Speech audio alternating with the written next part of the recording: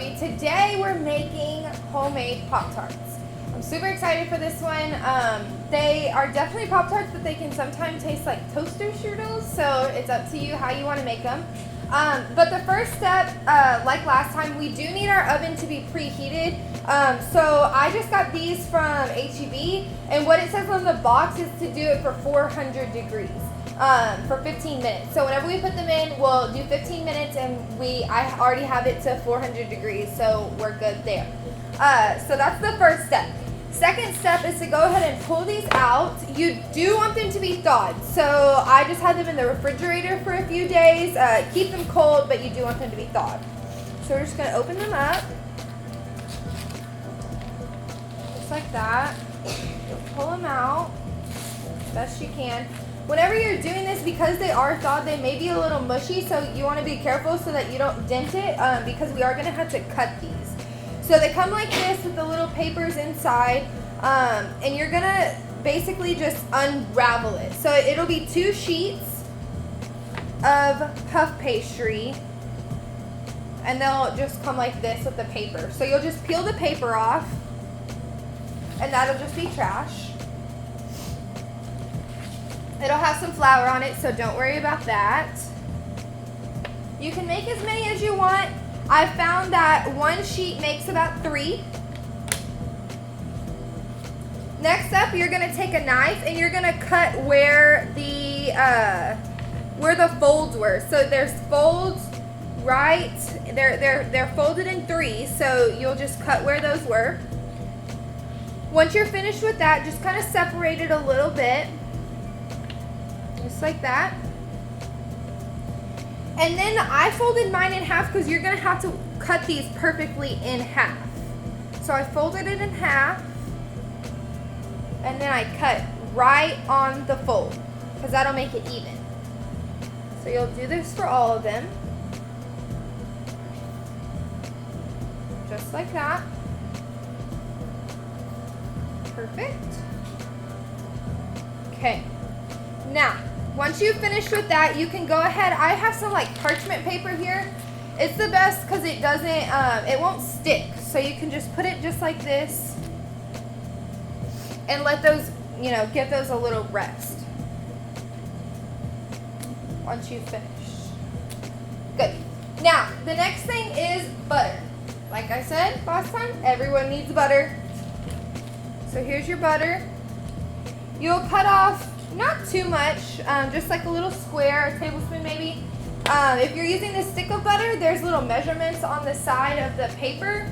That's good, so you can measure it. You only need, one tablespoon. And then you'll melt the butter. So I just use the microwave. It's the easiest. You can use the oven if you would like, totally fine. But 10 to 20 seconds should do you justice.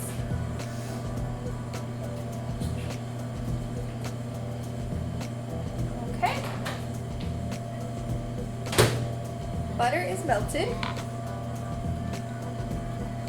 Gonna mix it up. There will still be a little bit of chunks in there.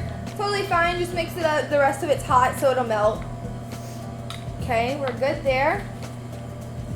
All right. So you do want to butter your pan. I have already made some today, so it's already buttered. So I'm not gonna do that because you don't want too much butter, or they'll get soggy. So you will want to butter your pan before you put the pastries back on.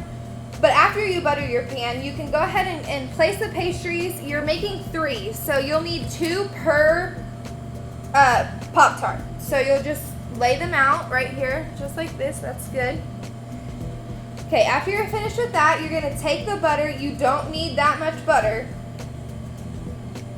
And you're just going to line the edges, just like that. Line those edges, and you're going to do this for all of them. Line the edges just like that. Okay. Perfect. Now guys, I do want to tell you that you will want to do this with a parent because you are using the oven, you're using a knife, all that good stuff. Once you're finished with that, I have some jelly here. So I have some sugar-free blueberry jelly, and I have some strawberry jam. You can use whatever jelly you want. I know there's mango, there's grapefruit, there's all kinds of different ones. It's your Pop-Tart, you're gonna eat it, so whatever you have in the pantry, whatever you like, is totally fine. But I would suggest to get some kind of, you know, something in a jar, not the squeeze ones, because that can just get a little messy. All you have to do is take a spoon, spoon it out. You don't need too much, but if you put too little, the pastry is just gonna cook together, and you're not gonna get a whole bunch of jelly in there like a normal Pop-Tart. So just go like that. You kind of slosh it around a little bit. Whenever you're doing this step, you want to make sure that you don't put the jelly on the sides of your puff pastry, because you're eventually going to take the rest of the puff pastry and put it on the top. So if you do that, then it'll just get messy in the end, and it'll be not good. So that one I did strawberry. This one I'm going to do the blueberry. Not too much, not too little. Just enough. Perfect. And then I'll do another strawberry. Okay. Just like that. Perfect. Good. All right. So the next step is going to be closing these babies up. So we're going to put the top puff pastry on it to form the Pop-Tart. So you'll grab your pre-cut ones that you've already cut before, and you'll just place them on the top, just like that, just to cover all of the jelly.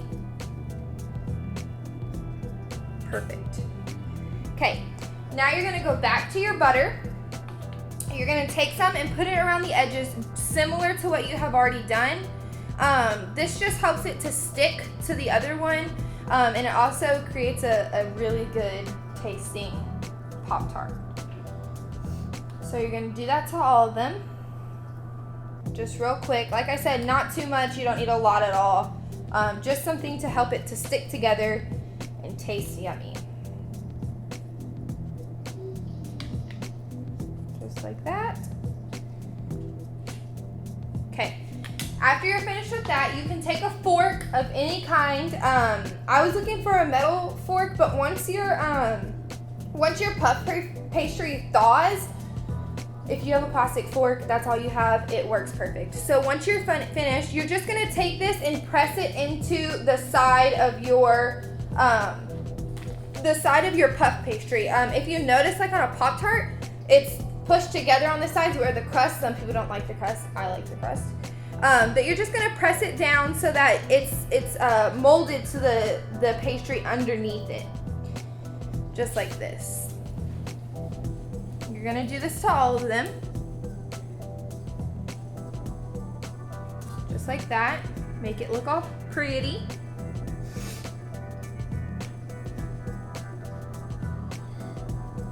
Just like that. Now, this is going to prevent all of the jelly from falling out of the middle, but I will tell you, the jelly is going to fall out. So it's okay if it does. You just kind of move around it whenever you're finished. But this is preventing it from all coming out. There we go. Like I said, you're going to do this to all of them. You just want to mold them together, just like that. Perfect. Okay. Once you're finished with that, it's gonna go into the oven. So, like I said, you will need a parent for this. Do not try to do this on your own. Just gonna take them, put it in the oven. Top rack works the best for these guys. And you're gonna leave it in there 15 minutes. Like I said, all of this is dependent on whatever puff pastry you get. Mine says 15 minutes, so that's what I normally cook it for. and I normally use these puff pastries. So whatever works for you, whatever you have at home or whatever you buy, just refer to the box. That'll help you the best to know how hot the oven should be and how long you should cook it.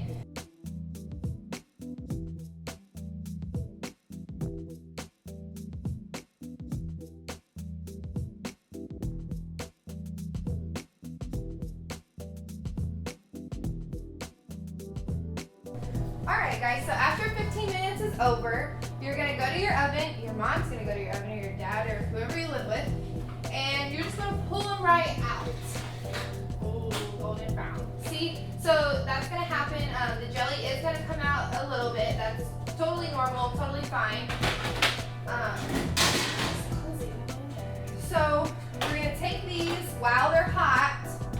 You want to take these and ice them. So if you go online, you can find some different icing like recipes and stuff. Like I said, you can use whatever is in your pantry. So what I had was just this Duncan Hines whipped icing. You can use that. It's totally fine. If you do use this, you do want to make sure that you do it while they're hot.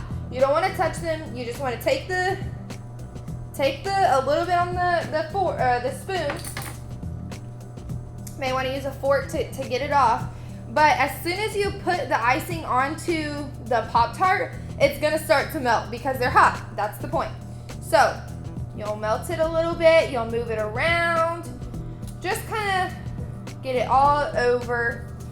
You do want to, smear it on there before you do the next one so that it doesn't just, go into a blob. There we go. That one's good. You don't need too much icing at all. Just a little bit will be fine.